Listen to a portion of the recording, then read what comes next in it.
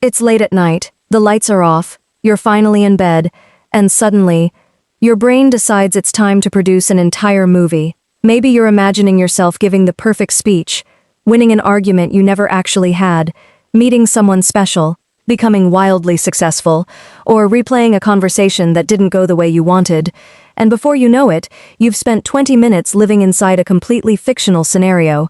Sound familiar? If so, you're far from alone. Most people think these imaginary stories are random, but psychology suggests they're often serving a purpose, because when the outside world becomes quiet, the inner world becomes louder. Throughout the day, your attention is pulled in countless directions: work, school, notifications, responsibilities, conversations. But at night, many of those distractions disappear, and suddenly, your mind has room to wander. What often emerges are unfinished thoughts, unmet desires, lingering worries, and possibilities your brain has been quietly processing all day. In many ways, these imaginary scenarios are your mind's attempt to make sense of your emotional world. Quick question: have you ever imagined an entire conversation before bed and somehow won every argument perfectly? The problem is that many people assume this habit means they're overthinking, or wasting time, or living in fantasy. But that's not always true.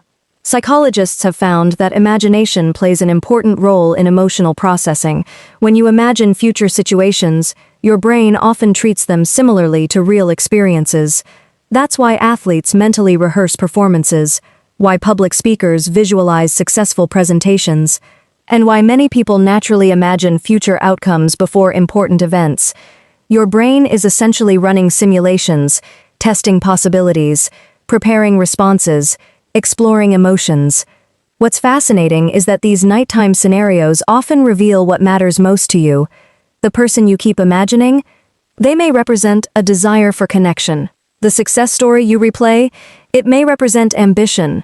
The argument you keep revisiting, it may represent unresolved emotions. Sometimes the content of the fantasy matters less than the feeling underneath it. But here's where things become important. Not all imagined scenarios affect us the same way. Some can be helpful, others can become traps. When imagination inspires action, it can increase motivation, confidence, and creativity. But when imagination becomes an escape from reality, it can sometimes keep people stuck. Instead of solving a problem, they repeatedly imagine solving it. Instead of pursuing a goal, they repeatedly imagine achieving it. The solution isn't to stop imagining, because imagination is one of the most powerful tools the human mind possesses. The solution is becoming aware of how you're using it. Ask yourself, is this helping me prepare for reality? Or, is this helping me avoid reality? That single question can reveal a lot, because healthy imagination creates insight, growth, and possibility, while unhealthy imagination can become avoidance, disguised as comfort. If you've ever created entire fictional stories before falling asleep, you're experiencing something incredibly human. Your mind is doing what it was designed to do: explore possibilities, process emotions, and search for meaning. The key isn't eliminating those scenarios, it's understanding what they're trying to tell you, because sometimes the stories we create before sleep reveal truths we haven't fully acknowledged while awake. If you enjoyed this psychology breakdown, leave a comment below. What's the most common type of scenario your brain creates before you fall asleep?